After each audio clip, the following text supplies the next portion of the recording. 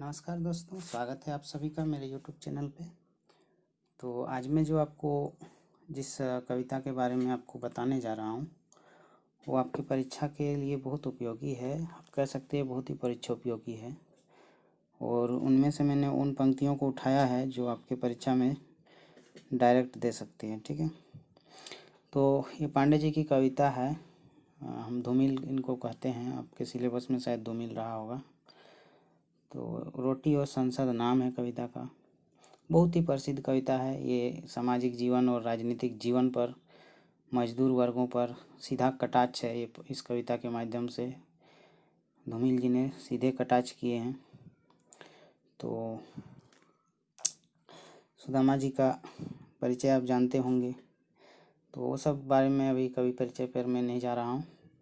मैं सीधा सीधी आपको उन महत्वपूर्ण पंक्तियों को बताने जा रहा हूँ जो आपके परीक्षा के लिए उपयोगी हैं। और ये कविता जो है काफ़ी प्रसिद्ध इसलिए भी है क्योंकि ये राजनीति पर सीधा सीधा सवाल है। जो भारत की राजनीति है, जर्जर हो चुकी राजनीति पर सवाल है ये। और सवाल है उन चोर लुटेरों पर जो भारत की राजनीति को, भारत के संविधान को, भारत की अखंडता को और भारत में जो एक स्वतंत्रता प्राप्त हुई है तो उस पर भी सवाल करते हुए कि ये किस टाइप की है ना। तो आप समझ सकते हैं, पर जब मैं इसको बताऊंगा तो आप समझ जाइएगा कि किस बारे में है। तो ये जो कविता है धूमिल जी की, इसमें एक ऐसे वर्ग के बारे में कटाक्ष किया गया है, ऐसे वर्ग के बारे में अप्रत्यक्ष रूप से सवाल किया गया है, सवाल दागा गया है, जो कि इस देश के वास्तव में चोर हैं। हम जिसे चोर के नाम से जानते हैं, यानी चोर डायरेक्ट चोर नहीं, प्रत्यक्ष चोर नहीं, अप्रत्यक्ष रूप से, यानी देश को बर्बाद करने में इनका बहुत बड़ा हाथ है। तो ये बहुत साहसी कवि हैं। ये हिंदी जगत की ओर से बेशक बधाई के पात्र हैं, क्योंकि इतनी सुंदर कविता, इतनी सुंदर कृति सिर्फ और सिर्फ एक हिंदी के कवि जो है अगर लिखते हैं तो ये हिंदी जगत के लिए बहुत बड़ी बात है। तो जब जब सत्ता मगरूर होती है तब तब हिंदी साहित्य, हिंदी जगत अपना योगदान देने के लिए आगे बढ़ जाती है दोस्तों। तो उन्हीं के जो संदर्भ में है, मैं इस कविता को मैंने चुना। इसका नाम है रोटी और संसद। तो नाम से ही आप पता कर सकते हो कि कितनी महत्वपूर्ण कविता है। ये संसद तक आवाज़ उठाने वाली कविता है, ये संसद से सवाल करने वाली कविता है, ये सत्ता से सवाल करने वाली कविता है। और माहौल राजनीति का गर्म है, अभी चुनाव का भी माहौल है। तो ये कविता बहुत महत्वपूर्ण है आपके परीक्षा की दृष्टि से। तो मैं इतने इम्पोर्टेंट और इतने एनालिसिस करके, आपके विश्लेषण करके आपके लिए लाता हूँ, तो कृपया मेरे चैनल को एक बार आप सब्सक्राइब कर देना और वॉच करते रहना है सारे वीडियोस को। चलिए मैं शुरू करता हूँ धूमिल जी की ये कविता की पंक्तियाँ। और जिन पंक्तियों को मैंने चुना है वो है, एक आदमी रोटी बेलता है, एक आदमी रोटी खाता है। तो दोस्तों सबसे पहले यहाँ देखने से ये कविता लगता है कि कितना सिंपल साधारण सी बात है कि एक आदमी रोटी बेलता है, एक आदमी रोटी खाता है। ये तो होता ही है। हमें लगता है कि नहीं ठीक है, आपको रोटी बेल रहा है तो एक आदमी तो खाएगा ही, या हो सकता है जो बेल रहा है वही खाएगा। मतलब एक साधारण सा, अगर आप कविता को पढ़ के अगर कुछ भी नहीं आप समझ पा रहे तो इतना तो आपको समझ में आ रहा है कि नहीं, एक आदमी रोटी बेल रहा है, एक आदमी रोटी खा रहा है। कितना आसान लग रहा है देखने में, लेकिन इसका जो अंतर में भाव छुपा हुआ है, इसकी जिस कारण से इस कविता को लिखा गया वो बहुत बड़े मायने रखती है। फिर बोल रहा है एक तीसरा आदमी भी है जो ना रोटी बेलता है और ना रोटी खाता है, वह सिर्फ रोटी से खेलता है। अब आपको मैं एक बचपना टाइप का उदाहरण दे रहा हूँ। मैं कविता से हट के थोड़ा बात कर रहा हूँ। इस कविता के पंक्तियों को एक अपने मन से, जो हमारे मन में जो एक भाव आता है कि एक रफ आकृति है ना, उसको खींचने का मैं प्रयास कर रहा हूँ। फिर मैं कविता के बारे में जो बताया गया है उसके अंदरूनी भाव को मैं बताऊँगा आपको। तो जैसे आप घर में आप सोचिए, एक सिचुएशन सोचिए कि आप जो आपका जो चूल्हा है जिसमें आप रोटी बनाते हैं, तो मान लीजिए कोई रोटी एक जन बेल रहा है और एक जन खा रहा है, एक तीसरा बच्चा, मान लीजिए कोई बच्चा है छोटा मोटा, वो रोटी से खेल रहा है। इस तरह का आप दृश्य सोच सकते हैं।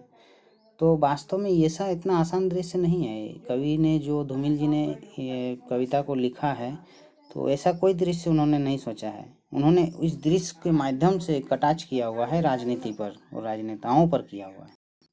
तो दोस्तों कहा है कि एक आदमी रोटी बेलता है, एक आदमी रोटी खाता है।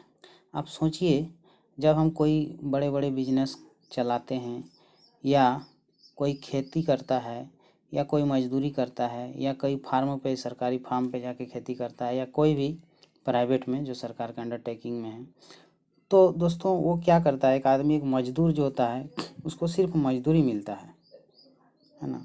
तो वो रोटी बेल रहा है, यानी वो मेहनत कर रहा है, और एक आदमी रोटी खा रहा है। जैसे ठेकेदार होते हैं, कुछ कुछ जो आप जानते ही हैं, पकड़ा जाते हैं जो ऑफिसर, वो सब भी होते हैं, इसमें से कुछ कुछ शामिल है। कवि ने, मैं नहीं कर रहा हूँ, मैं इस कविता के भाव को, जो कवि कहना चाह रहे हैं उसको मैं बता रहा हूँ कि इस कविता के माध्यम से कवि का यही तात्पर्य है कि जो एक ठेकेदार वर्ग होता है, पूंजीपति वर्ग होता है, जो ठेका लेते हैं कामों का, सरकारी कार्यों का, और हाँ आप कह सकते हैं, है ना। जैसे कुछ कुछ इसमें ऑफिसर्स भी जो पकड़ा जाते हैं घूस लेते हुए, आपको पता होगा आप कितने नेता पकड़ाते हैं, कितने ऑफिसर पकड़ाते हैं, उनको जेल होती है, उनकी नौकरी चली जाती है।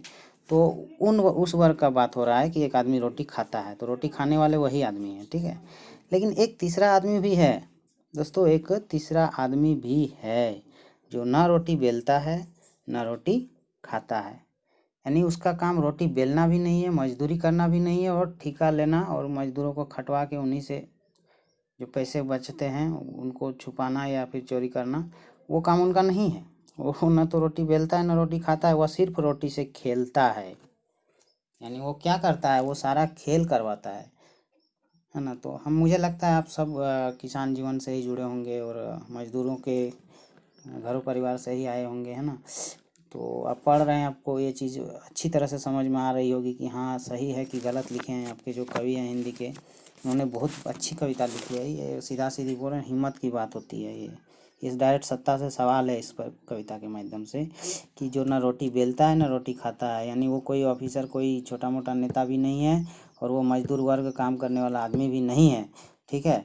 वह सिर्फ रोटी से खेलता है, मतलब वो सारा खेल करवाता है। मैं पूछता हूँ, यह तीसरा आदमी कौन है? मेरे देश की संसद मौन है। तो सोचिए, देश के संसद में कौन जाता है? सारे एमपी वगैरह यही सब जाते हैं, जो बड़े बड़े नेता होते हैं, जो राष्ट्रीय स्तर के जो मंत्रीगण होते हैं।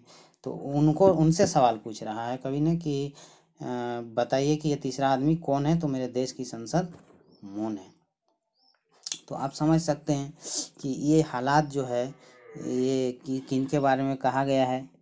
तो ये राजनीति के जो सबसे ऊंचे पदों पर होते हैं उनसे सीधा सवाल है। वही तीसरा आदमी का यहाँ इंगित कर रहा है कवि ने, कि वही तीसरा आदमी सारा खेल करवाता है। वो ना तो रोटी बेलता है, ना तो रोटी खाता है, लेकिन रोटी से खेलता है। यानी देश की दिशा और दशा तय करने वाले वही नेतागण होते हैं, और वही सब होते हैं जो राष्ट्रीय स्तर के मंत्री होते हैं। तो उनसे सवाल है, उनसे डायरेक्ट सवाल नहीं कर रहे हैं, ये सवाल संसद से करें, क्योंकि जो भी सवाल होता है, जो भी देश में कानून बनता है, वो संसद में बनता है।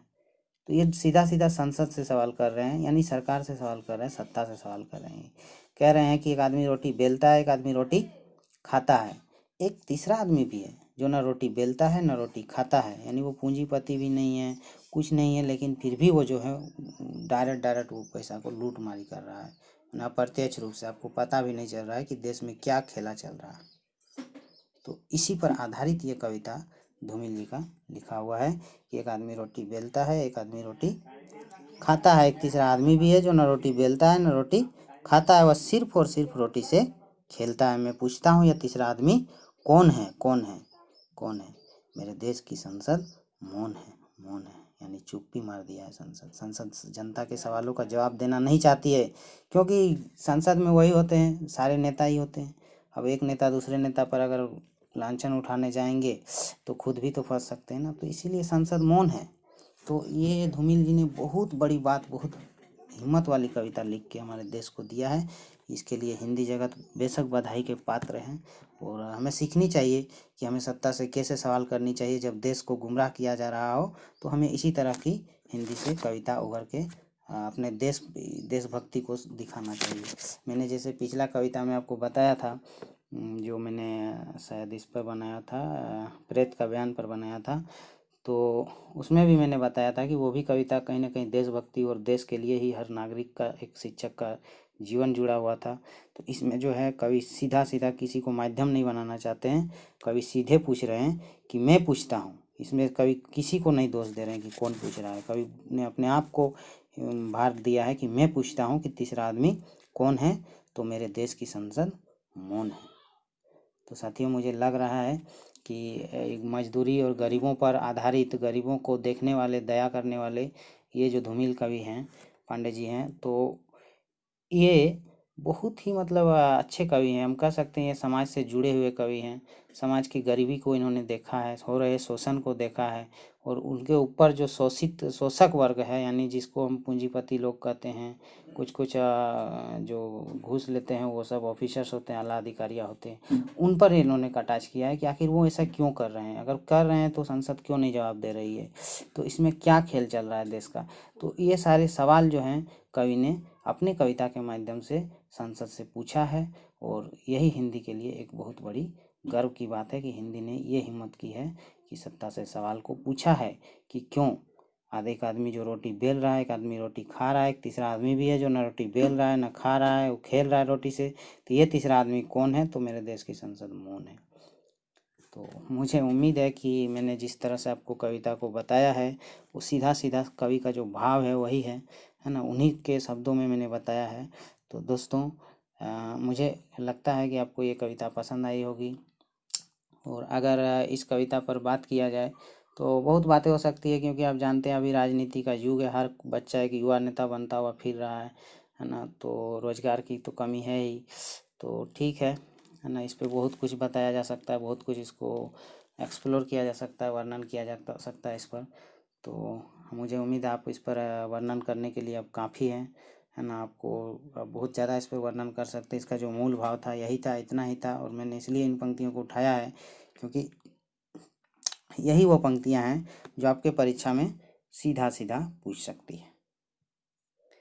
तो ठीक है, आप मेरे चैनल को सब्सक्राइब कीजिए, शेयर कीजिए, और बने रहिए हमारे साथ। मैं एक अगला सीरीज में जब लाऊंगा, एक सीरीज लाऊंगा मैं आने वाले समय में, जिसमें आप लोगों को मैं बहुत ही इम्पोर्टेंट चीज़ देने वाला हूँ, एक पैकेज देने वाला हूँ फ्री का। उसमें कोई चार्ज नहीं लगेगा, सिर्फ आपको मेरा चैनल सब्सक्राइब करके देखते रहना है। उसको देखने के बाद आप कई नौकरी की परीक्षाओं में आप सफलता पा सकते हो। और हाँ, मैं ये करूँगा, लेकिन हो सकता है कुछ समय लग जाए, उसकी मैं तैयारी कर रहा हूँ उसके लिए, क्योंकि मेरे पास मैं कोई प्रोफेशनल यूट्यूबर नहीं हूँ दोस्तों, तो मुझे काफ़ी समस्याएं हो सकती है अभी पहले स्टेज में, क्योंकि कैमरा वगैरह बहुत कुछ होते हैं ना इसको सेटअप तैयार करने के लिए। तो मैं अभी वो नहीं करने जा रहा हूँ, मैं करूँगा लेकिन बाद में। तो आप अभी से बने रहें और सपोर्ट करते रहें, फिर मैं आपके लिए और भी बहुत कुछ दूंगा। तो मुझे उम्मीद है आपको ये धूमिल की कविता पसंद आई होगी। एक बार मेरी तरफ से जय हिंद, जय भारत, जय हिंदी। साथियों, अपना ख्याल रखिए, पढ़ते रहिए और पढ़ते रहिए, और अच्छे अंकों से परीक्षाओं को पास कीजिए। इन्हीं शुभकामनाओं के साथ मैं आज की कविता को, अपने आज की व्याख्या को समाप्त करता हूँ। Bye bye.